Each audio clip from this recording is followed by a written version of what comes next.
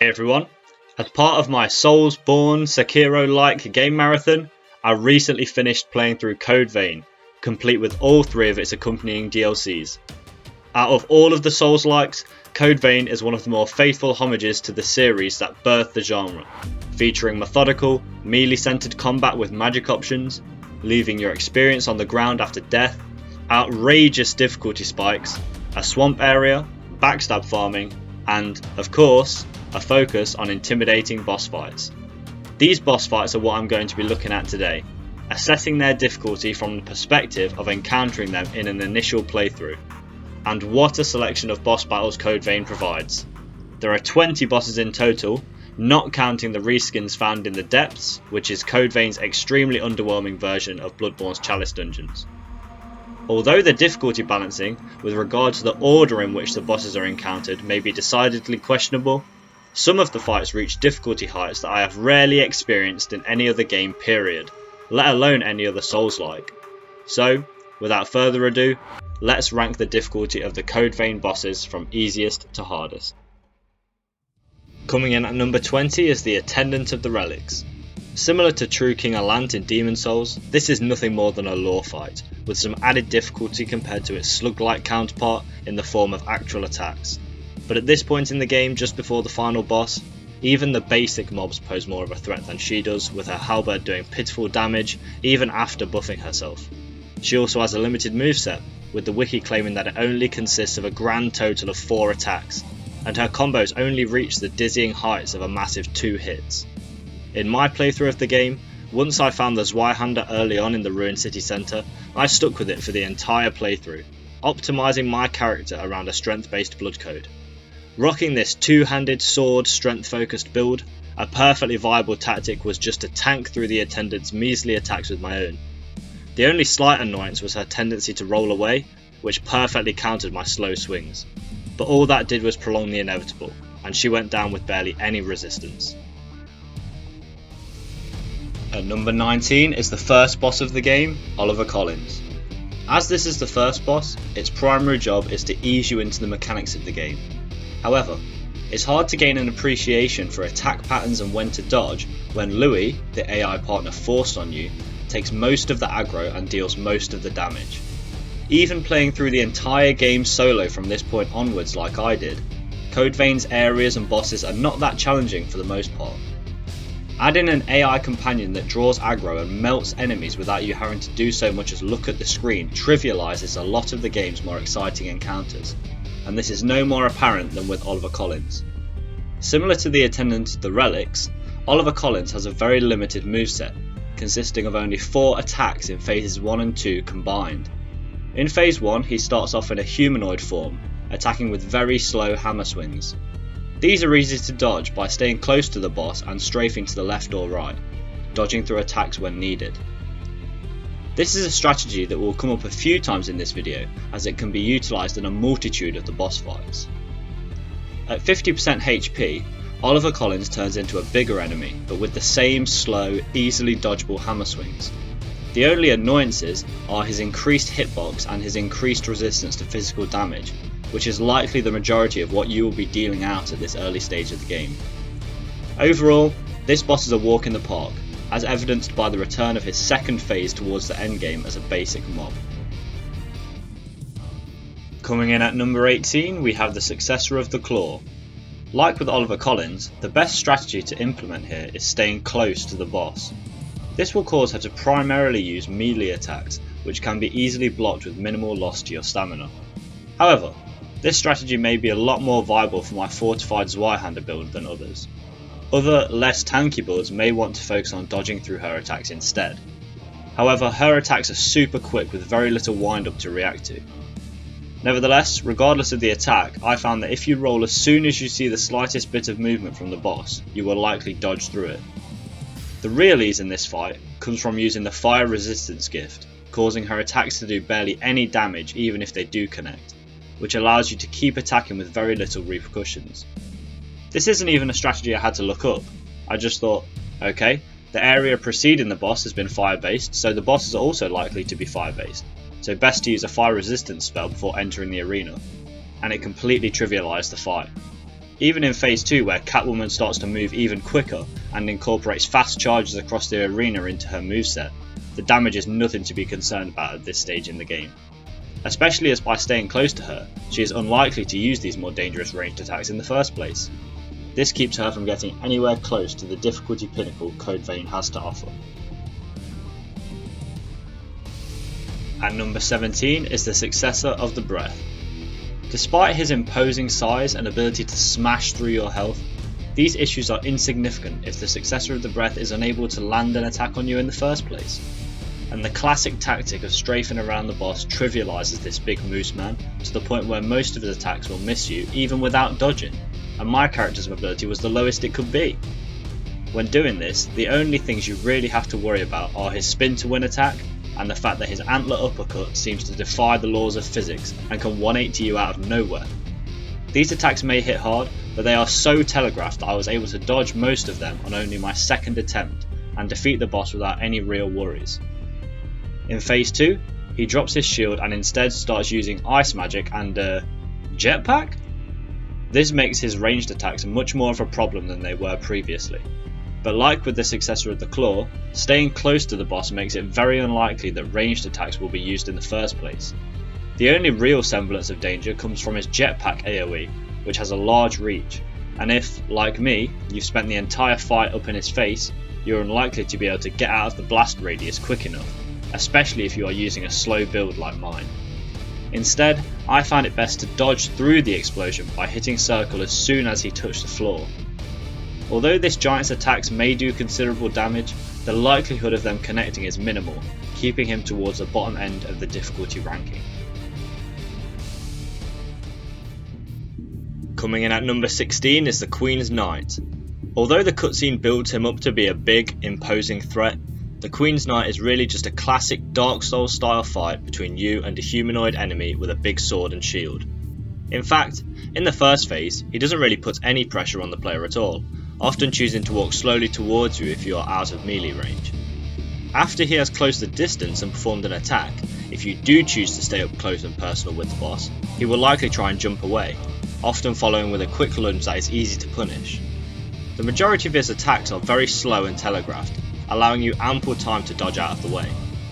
Sometimes the Queen's Knight will even just stand still and block for an extended period, allowing you to circle to the back or side and get some free hits in. The pace of the fight gets slightly faster in the second phase as he starts incorporating teleporting into his moveset. He often attacks straight out of the teleport, which means the tells on his attacks are practically non-existent. What makes it much easier is that regardless of the attack, if you start dodging as soon as the red teleport cloud appears, then you should dodge through it. The only caveat to this rule is the main attack you need to watch out for, a 3 teleport combo that finishes with a big AoE that shoots out in the cardinal directions.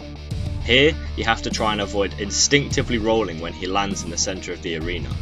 Instead, wait a second to see where the blood trails are going to shoot out, and then roll away. This ensures that you won't accidentally roll into them. Also in Phase 2, the Queen's Knight will up the pressure by occasionally closing the distance between you and him by running. Despite his increased aggression, I could still just hold L1 and block through pretty much all of his attacks with my Zweihander at very little cost to my stamina. However, to perfectly counter this, in Phase 2 the Queen's Knight implements a shield bash onto the end of his combos, which breaks your guard, damages you, and sends you flying backwards. Other than this annoyance, the second phase remains mostly the same as the first, and overall, the ease of the Queen's Knight can be attributed to the fact that he can be dealt with in the same way as the humanoid knight enemies throughout the game. Just strafe and dodge through the highly telegraphed attacks and punish. The game giving you so many opportunities to get used to this kind of enemy makes it nothing too far out of the player's comfort zone. At number 15 is the Queen's Knight Reborn. As you would expect from the Queen's Knight's second appearance, the fight draws a lot of inspiration from your first encounter. In fact, the second phase of the Queen's Knight fight is almost identical to the first phase of this one. Where things really go off the rails is in Phase 2 because of the constant teleporting. I mean, are you even fighting the boss at this point, or are you fighting the camera? However, despite his high attack variety, the same tactic can be used as with the first Queen's Knight fight. Just press the dodge button as soon as the red teleport cloud appears and you should dodge through the attack regardless of what it is. This is because they all share a similarly high execution speed. Another slight change from the first fight is that the Cardinal AoE now shoots out in 5 blood trails, but this can be avoided in much the same way as the original version. All in all, the Queen's Knight Reborn is only marginally harder than the Queen's Knight due to the majority of the original moveset being carried over to the second fight.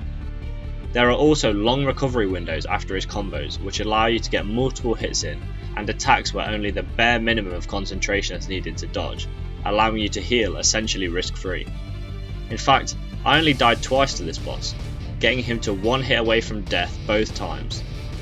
Bringing back previous bosses as souped up late game roadblocks is a design choice which can work amazingly well when executed right, allowing you to see how far your skill has come as a player and making you feel as though you have truly bested a difficult opponent that has improved alongside you. However, in Code Vein, the difficulty of the Queen's Knight is not raised by a large enough extent from the initial encounter to make the player feel as though they have overcome a significant challenge, causing the atmosphere and intensity of the fight to just miss the mark for me. Coming in at number 14 is the Successor of the Throat. Although Phase 1 is still very easy, the Successor of the Throat comes with a slight increase in difficulty from the last successor on this list, the Successor of the Breath, because you can't just strafe to the left or right to avoid attacks from the boss. Most of the Successor of the Throat's attacks are like the Successor of the Breath's Antler Uppercut attack, and that they will track you right up until the animation starts, essentially allowing the boss to turn 90 degrees on a dime. This means that you will need to dodge through or block most of the attacks, and unlike the majority of the previous bosses in this ranking, this boss will punish you for just holding block. Although it is not a death sentence, the Successor of the Throat will build up the leak status effect on the player character every time they are hit, even while blocking, rendering you unable to use gifts by way of rapidly draining your Ichor. However, Phase 1 of this fight is so easy that you will likely get enough hits in quick enough succession to offset this annoyance. The best chance to attack the boss in both Phases 1 and 2 is when she pulls out her spin to win move. It is very telegraphed with a long wind up, during which you should just run into the boss. If you keep holding the left analog stick in the direction of the boss, the attack will not hit you and you will have the chance to get in 1 or 2 hits relatively risk free after the animation ends. This strategy becomes even more viable in Phase 2, as the Successor of the Throat will often follow up the first spin with another spin that moves towards you. As the boss is now pushing into you, you no longer have to hold the analog stick towards her and can get a flurry of hits in even while she is still mid-attack. Unlike the Queen's Knight, the Successor of the Throat is not an aggressive enemy and will not chase you down if you move out of melee range.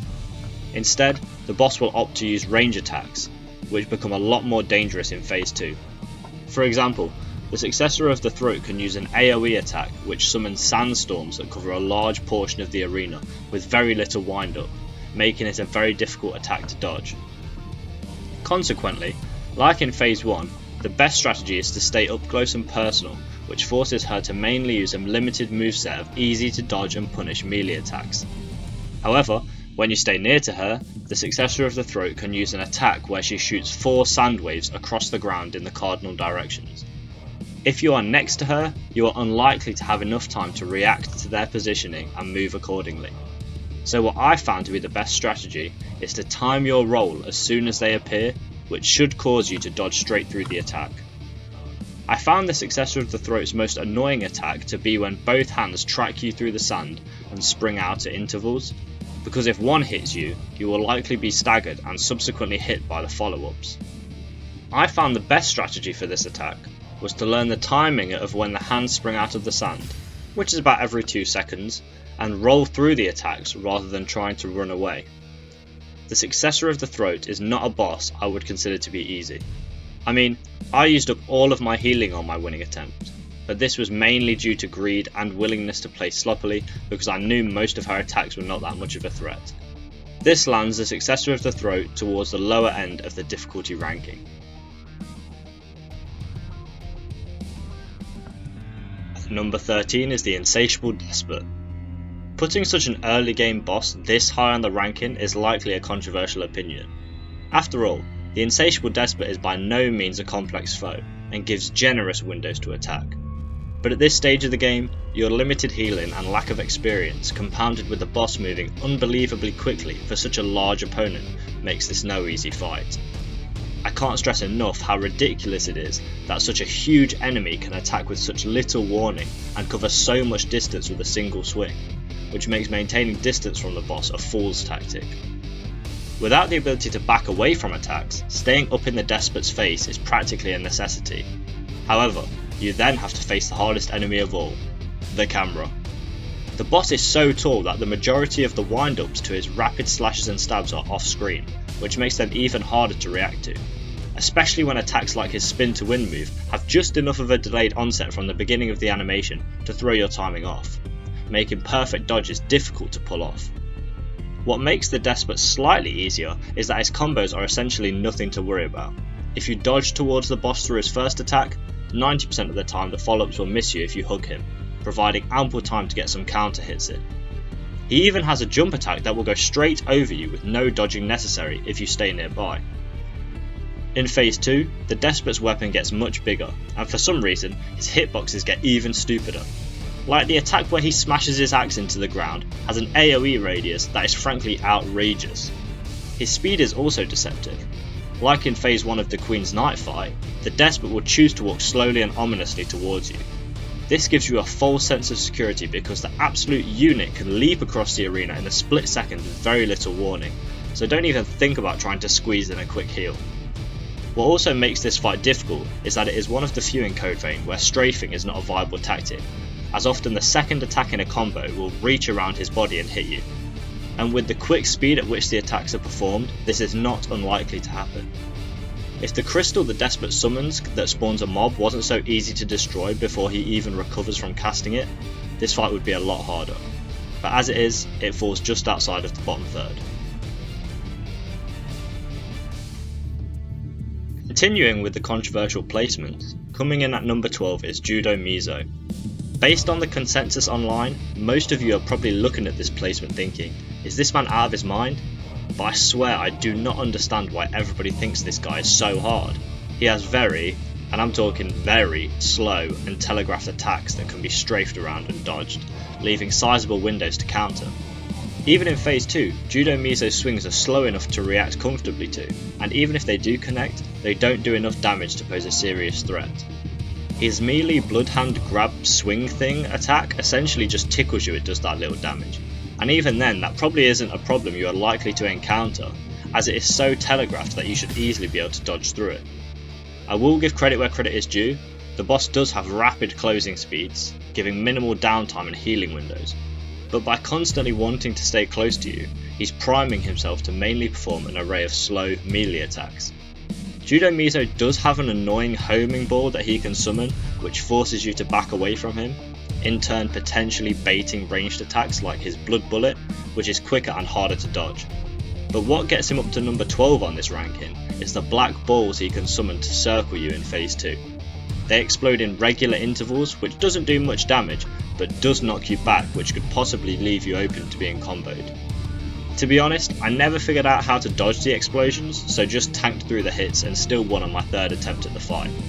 But in watching the footage back, I noticed that the balls glow red just before they explode. This means that you could potentially dodge through the explosion if you're concentrating on the balls, but that means your attention is not on Judo Miso, which is probably the greater of the two evils. At the end of the day, at this point in the game, a standard sword-wielding boss with generous tells and relatively low HP and damage output does not pose a considerable challenge. At number 11 is the Skull King. Like Judo Miso, the only thing that this guy is king of is having very slow, well-telegraphed attacks that are easy to dodge. However, unlike Judo Miso, who does no significant damage even if his attacks do connect, the Skull King buffs periodically throughout the fight, increasing his damage. In Phase 1, his sword swings don't do that much damage, but by the time the Skull King gets down to 50% health, he's pulling a full Lady Maria and leaving blood trails everywhere with every attack. Although he hits like a truck at this stage, coupled with his ability to chain combos back to back making it possible for him to kill you quickly, it is unlikely for the Skull King to hit you in the first place because his attacks are so damn slow to execute. The only attacks that can really catch you off guard are his rapid lunge and double sword swing. However, the lunge has practically been copied and pasted directly from the Queen's Knight, meaning the player has already had enough time to practice dodging it in previous fights. His double sword swing is a bit more dangerous because the second swing is delayed, meaning you can accidentally dodge through the first one and into the second, but I found if you dodge against the direction of the first attack, you should not get hit by either. Additionally, this fight affords you a huge amount of manoeuvrability due to the arena being so massive, meaning you can back up to get some space when necessary. Overall, there isn't much to say about the Skull King. He's just a classic sword-wielding, Souls-like boss from start to finish. Simply strafe to the side, dodge through the generously forecasted attacks, get a couple of hits in, and rinse and repeat. Although the fact that this is a climactic endgame battle with a Wolfman dual-wielding greatswords makes the fight quite intimidating, like Judo Mizo, the Skull King's generous tells reduce the difficulty considerably, landing him just outside the top half. Breaking into the top half of the difficulty ranking, coming in at number 10 is the Argent Wolf Berserker, the boss of the most labyrinthine and confusing level ever made in a video game. I mean, come on, I get taken inspiration from the Gothic architecture of Anor Londo, but that does not mean you had to make every single one of the 1,000 branching paths indistinguishable from each other. The main difficulty in this fight boils down to having to fight such a big enemy in such a small arena. Like the Despot, the Berserker has no reason being so fast for such a large lad. He can also perform swings with very little wind up that cover a good chunk of the arena, which increases the difficulty when you realise that this guy hits like a damn truck, leaving little room for error. What gives this fight an added wrinkle of difficulty is that the run back is so horrendous that you will likely use 2 to 3 of your healing items before the fight even starts. Whoever decided to put the closest checkpoint so far away from the boss, with 3 difficult enemies en route, needs to have a long hard look at themselves.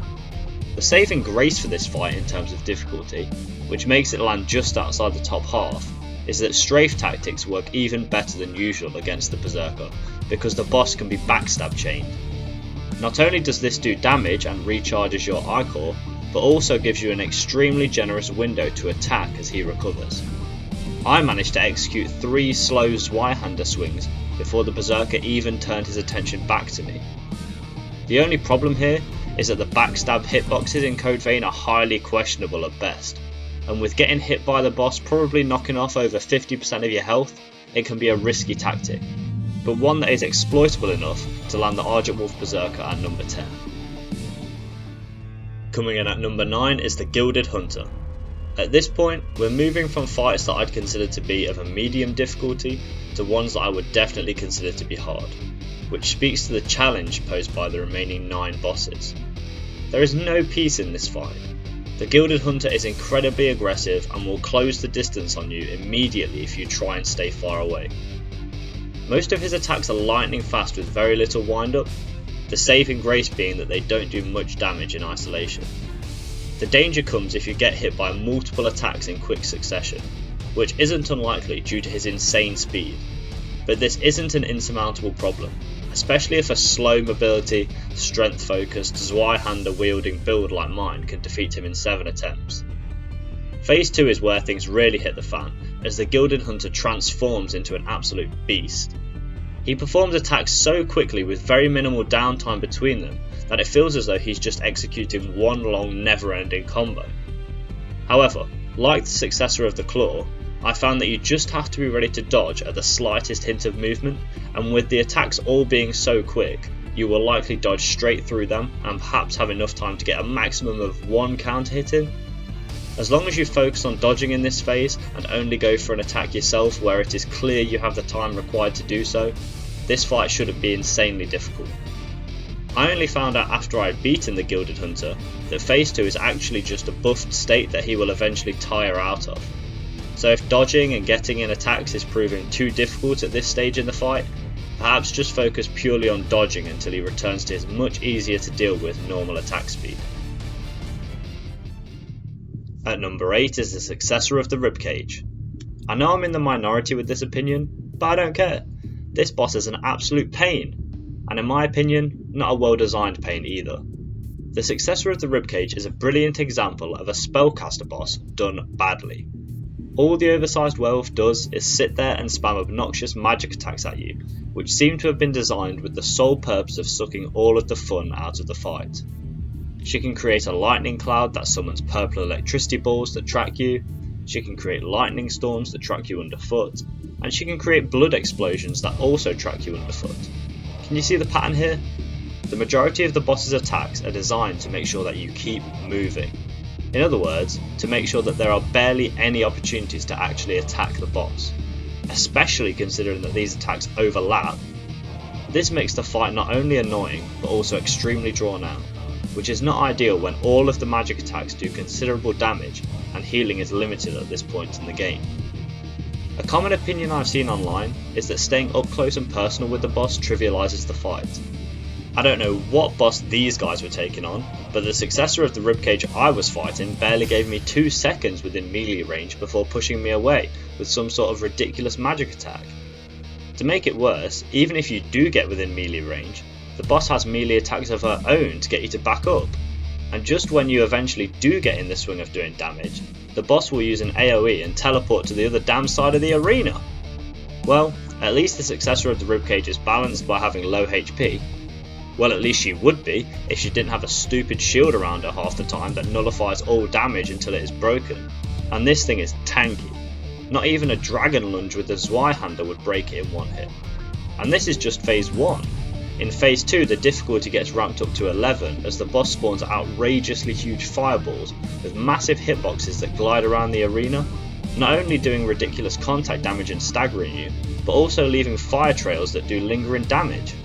So in between dodging all of the boss's overlapping heat-seeking magic attacks, you now also have to dodge 4 rapidly moving fireballs that can stunlock you into oblivion. Just talking about this boss annoys me, and for that reason, the successor of the Ribcage made it to number 8.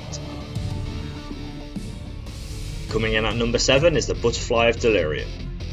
Going from the pushover that is Oliver Collins as the first boss of the game, to this poison-spewing powerhouse as the second, is quite the ramp up in difficulty, and definitely something I was not prepared for. Although her tail swings in phase 1 have very generous tells, her attacks having varied execution speeds within the same combo make it likely that you will get caught out with regard to the dodge timing. On top of that, the moveset that the tail has at melee range is also varied, making it hard to anticipate what attack she is going to use, especially because, like the Despot, the Butterfly of Delirium is so big that if you stay up close, her tail is partially, or sometimes even fully off screen when winding up for an attack. This means your dodges have to rely on instinct, which comes with practice, and therefore, a lot of deaths. The Butterfly of Delirium also has double spin attacks, where the second spin comes out almost instantaneously after the first, making it almost impossible to dodge through both if you roll even a millisecond too early through the first one.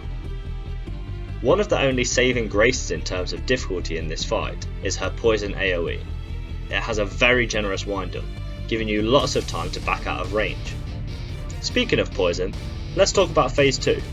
Poison clouds here, poison clouds there, poison clouds everywhere! And poison in Code Vein is more reminiscent of toxin in Dark Souls, rapidly eating away at your health.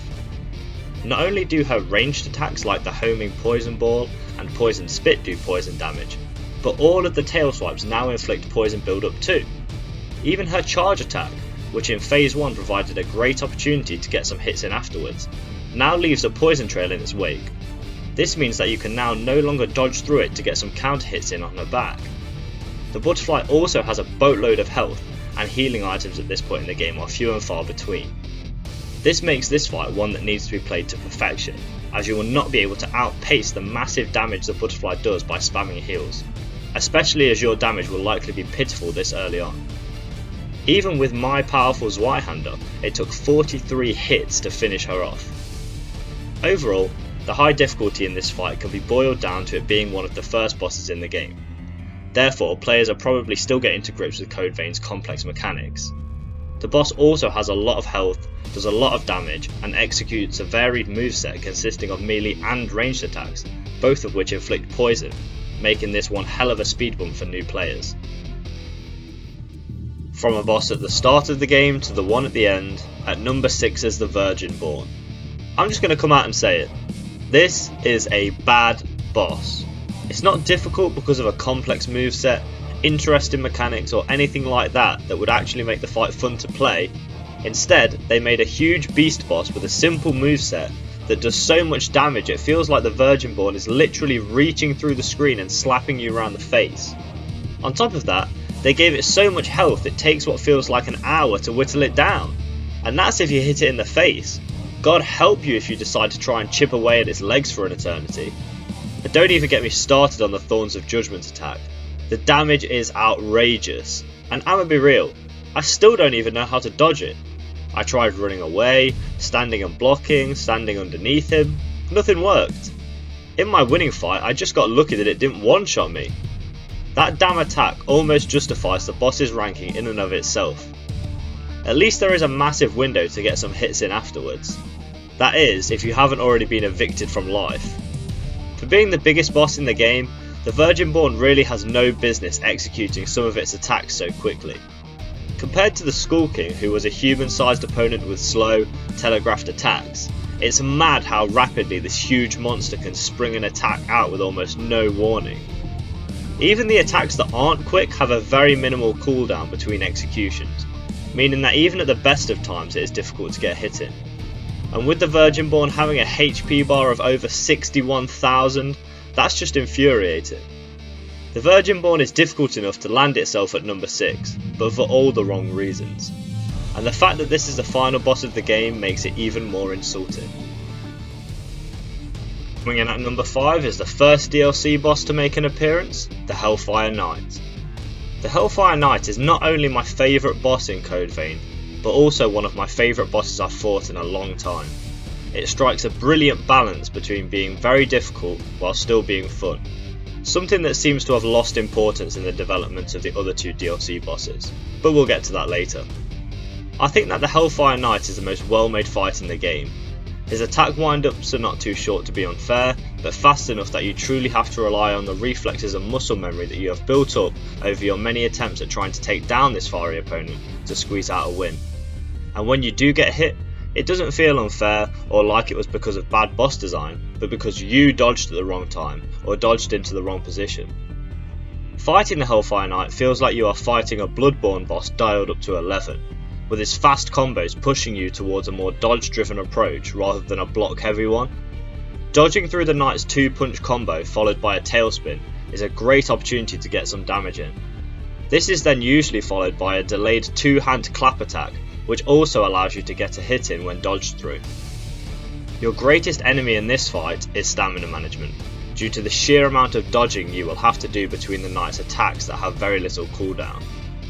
Dodging through an attack and performing your own counter-attack every couple of seconds turns this fight into something more akin to a dance between 2 foes than a sword fight, which is a pleasure to play.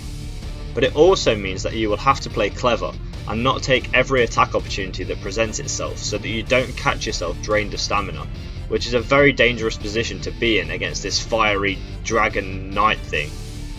Or, the game offers you a risky approach, in which that you can wait until the last second to perform your dodge, which will put your character in a focused state that restores your stamina. If you want to take this approach, you can also optimise your build with passive gifts that give you other buffs in your focus state, like increased damage and Ichor recharge. At around 50% health, the Hellfire Knight enters phase 2, where he adds attacks with a large fire sword to his moveset. These attacks often appear quickly and do a lot of damage. But I found that a good strategy to deal with these is to dodge into the Knight as soon as you see the fire sword appear. This will enable you to use iframes to dodge through the attack. The one exception to this is the Knight's jumping sword slam attack, which carries a slight delay. If you roll too early, the slight delay in the execution of the attack can cause you to take massive damage, which is something I was caught out by a few times. In phase 2, the Knight also gains an AoE column of fire attack that summons smaller columns of fire around it, meaning you can't just blindly run away from the initial column for risk of running into the smaller ones. Because of this, you are baited into unlocking your camera from the boss so that you can look where you are running. However, The game designers gave the boss an opportunity to capitalise on this decision by programming him to often perform his jumping sword slam attack shortly after the AoE. Because of the fire swirling around him, it's difficult to see the tell for this attack, even if you are looking directly at the knight, let alone if you're running away from him. With its insane range, this attack is something to watch out for. Building the instinctive muscle memory for this fight is what makes it so difficult, but also incredibly rewarding. Landed the Hellfire Knight at number 5. At number 4 is the Invading Executioner.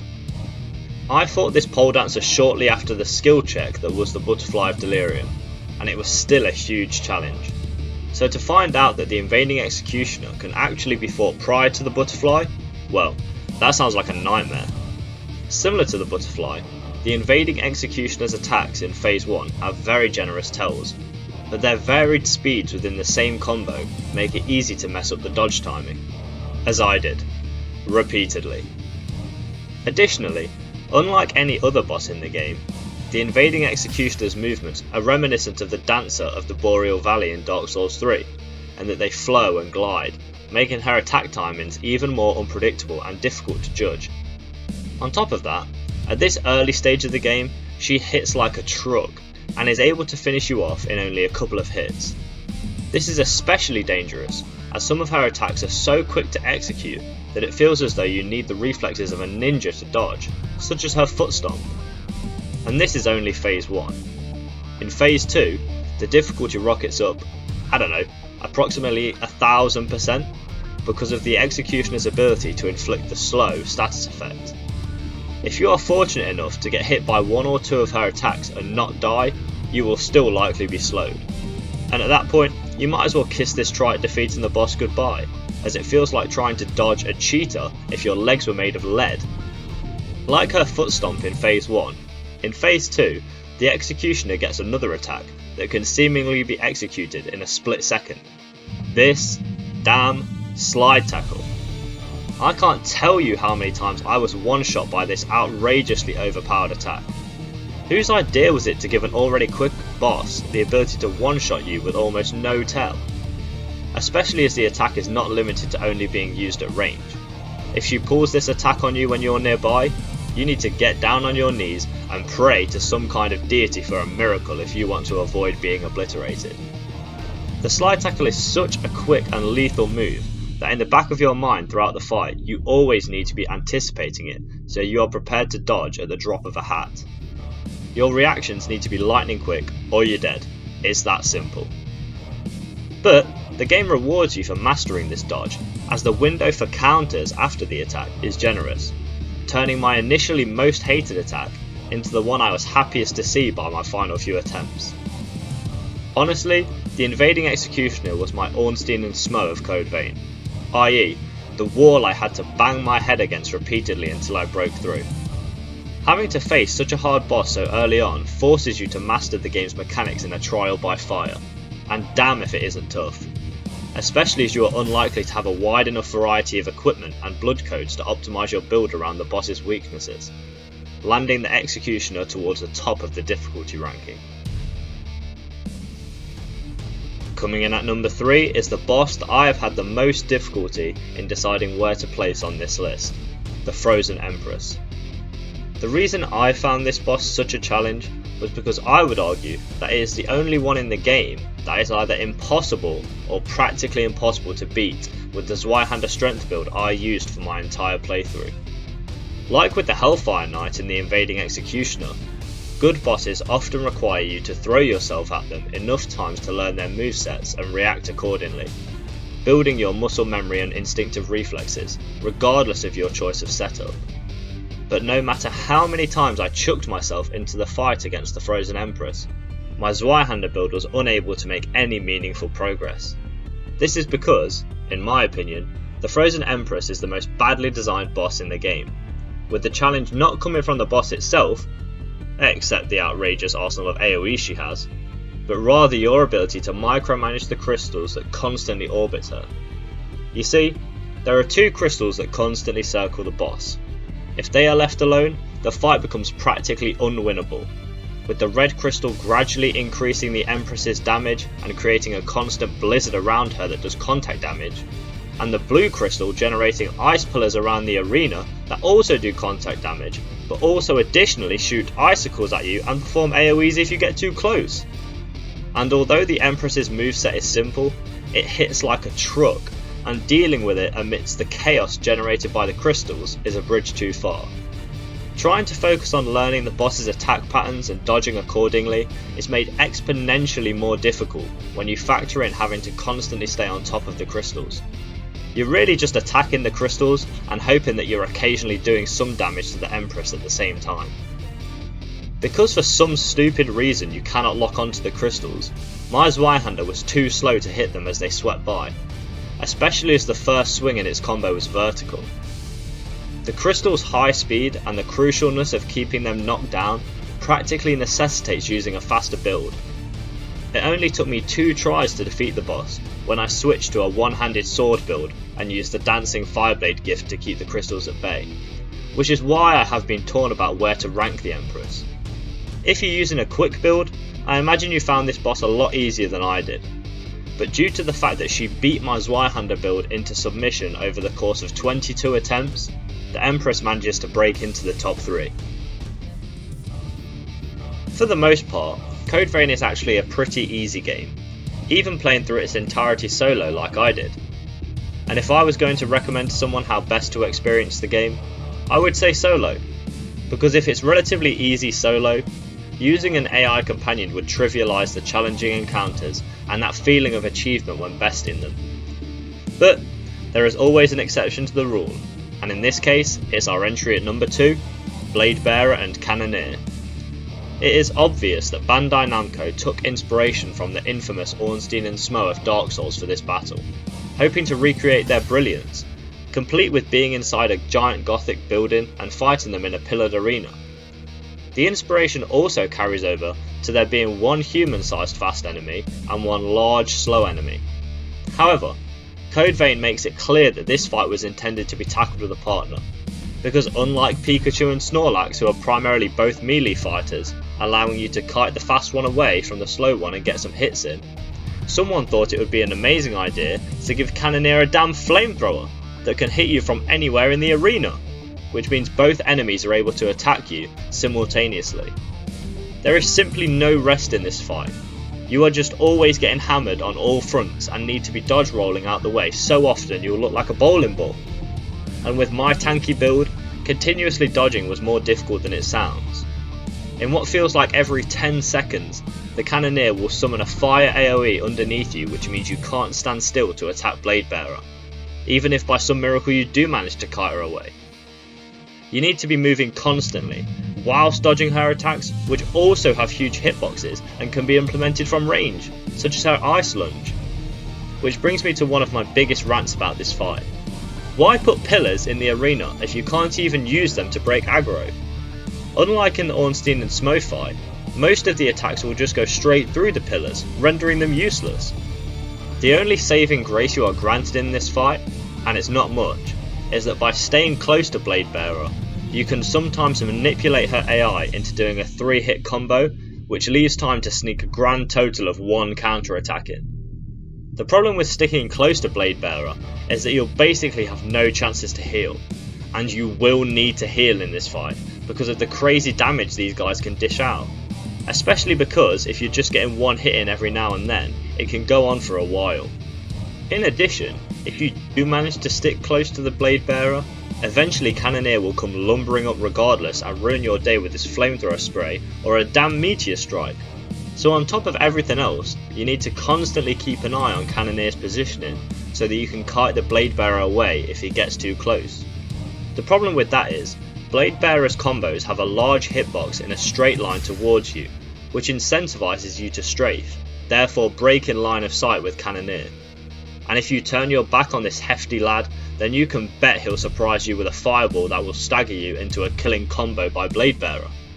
The best advice I can give is, like with the Hellfire Knight, just keep practicing and practicing until you get to the point where your subconscious just knows how close Cannoneer is without having line of sight, and you can instinctively dodge fireballs even without looking at them. but that's going to take some time.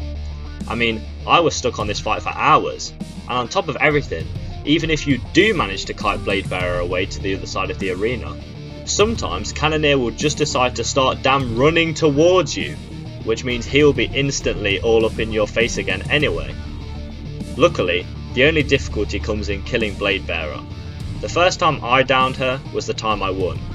Just stay stuck to Cannoneer like glue and strafe. Just be ready to dodge away from his AoE. So, it's fair to say that once you've defeated Bladebearer, Cannoneer is a piece of cake. Or is he? No, he is not. Because in the depths, the dynamic duo reappear to hand you your ass once again. Although I'm not including any of the depths bosses or DLC mini bosses in the ranking, because they are just reskins for the most part, the depths version of Bladebearer and Cannoneer distinguish themselves enough from their main game counterparts to get a mention. Both the homework copying from Ornstein and Smo and the difficulty of the fight gets dialed up to 11, as when one of the pair is killed, the other heals back to full health and absorbs attacks from their partner. Sound familiar? I cannot speak to the difficulty of Phase 2 Bladebearer because I never fought them, but Phase 2 Cannoneer, he is something else, man. He went from a complete pushover in the main game to an absolute unit in the depths. He can create an ice trail that follows you and explodes into an AoE. He can create a huge AoE blizzard around himself with very little warning. He can perform an AoE that shoots out ice spikes in the cardinal directions 3 times. He can create an icy meteorite strike, and he can still use his original moveset. Chances to attack are very few and far between, with the best being when he is charging his laser, and he has an ungodly amount of HP, so you better be ready to use this chance to chip away at it as much as you can. This was the first boss in the game that actually made me use elemental resist gifts and consumables to squeeze out a win, and even that was by a hair. The combination of AoEs which stop you staying close to him, and devastating ranged attacks which annihilate you from afar, makes Souped Up Cannoneer a formidable foe. How can it get harder than this then, you ask? Taking the spot of number 1 most difficult boss in Code Vein by a landslide is the Lord of Thunder. If we're counting both my deaths to the main game fight and the depths counterpart, I died to Bladebearer and Cannoneer a total of 33 times, and as I was fighting them, I thought it couldn't possibly get harder than this. Well, I died to this insanely overpowered electric lion 73 times, and it took me over 6 hours to eke out a win. The Lord of Thunder is by far the hardest boss in the game, and is knocking on the door for the hardest boss I have ever fought in any game period. I got my ass handed to me over and over and over to the point where I tried different builds, switched my blood code, grinded different weapons and blood veils to +10, but all to no avail. Even though more agile builds were better at avoiding damage, the Lord of Thunder has such a staggering amount of health that the reduced damage made the fight go on forever. And in this fight, nearly every attack could one-shot you, and the margin for error is so tiny that you want it to be over as quickly as possible. Nothing I tried could take this big cat down, so back to the trusty Zweihander it was. Such a massive monster has no business executing attacks so unbelievably quickly.